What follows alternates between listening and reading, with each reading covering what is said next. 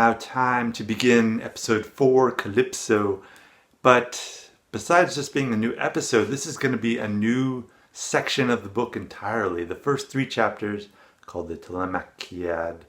These next 12 chapters are going to be focusing on the voyage or the travels of Ulysses, as in the form in Joyce's book as this guy, Leopold Bloom. He will be traveling not around the Mediterranean, but around town. A little housekeeping first. If you're a little rusty on the story of the Odyssey and you don't want to watch a movie or read about it, I discovered there's an opera by Monteverdi called something with Ulysses in the title. I'll put it here maybe. And I'll put a link in the video. It's on YouTube. There are a lot of really good operas on YouTube, surprisingly.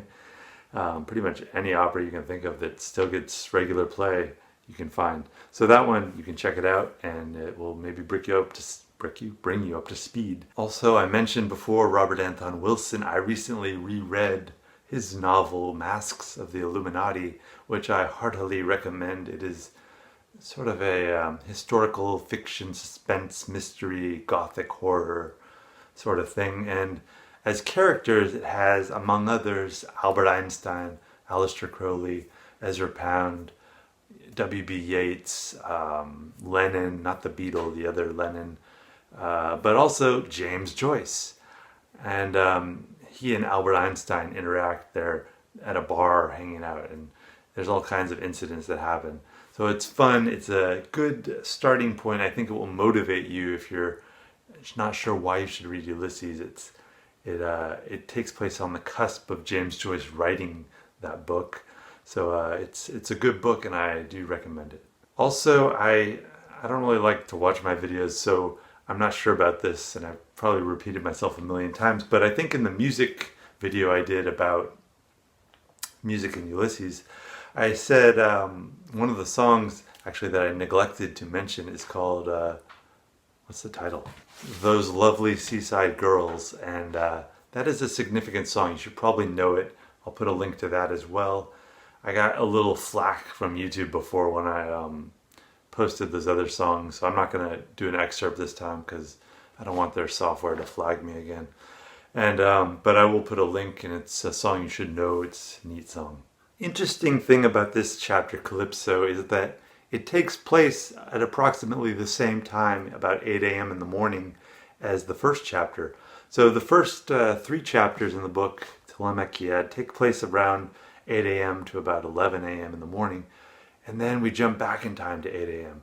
And we do that because this is a different character in a different part of town, and they don't really intersect. They will intersect a little, actually, but you don't need to know that for now. The point is, this is an easier point to begin. In a lot of ways, I would say start here in your first read of the book. Just skip those first 3 chapters if you find them annoying, academic, and just way too irritating. This is going to be a much more accessible part of the book. This is a much more down-to-earth type of guy. Now, Calypso, the title, let's explain that. In the Odyssey, Calypso is a minor goddess, or a kind of a witchy woman. It lives on this island. So after the Trojan War, Odysseus, he tried to head home, but he ended up on this island. And this woman, Calypso, says, "Hey, I like you, Odysseus. I'm going to make you stay on my island for a long time." I think he stays there in the book, in the Odyssey, for like 7 years. She just uses her magic-y powers and holds him on the island. And he's like, okay, I guess I can't go home. But then at some point, the gods, they're like, I forgot her name, Calypso, you need to let Odysseus go home because it's been a long time. It's been forever, and he needs to go home. And she's like, I hate you gods. And then, but she lets them go. So how does that relate to this guy, Leopold Bloom? Because he's not away from home. He's actually beginning the book in his own house.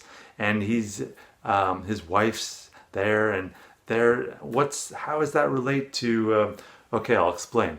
So his wife is Molly Bloom, and though they are living together, they are estranged. And we're going to learn more about that later. But let's just understand for now, she is, in a sense, taking that role of Calypso because, yeah, that difficulty in their marriage. I'll explain more about that later, but just know that for now. I wanted to give you that basis.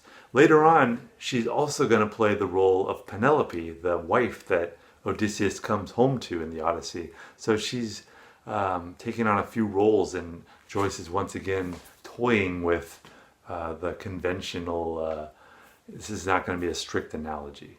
That's all I want to say for now. Give you a framework, time of when this chapter takes place.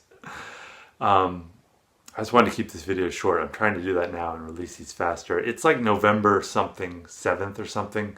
And my goal was to finish these videos like in September. That obviously did not happen. My new kind of goal is to finish it by the end of this year, like December 31st. Is that going to happen? Probably not, but who knows? It's a goal and I'm going to stick with it. And so keeping these short, just boom, punch them out, and we'll see when I can get my next one out. Maybe in a few days, who knows?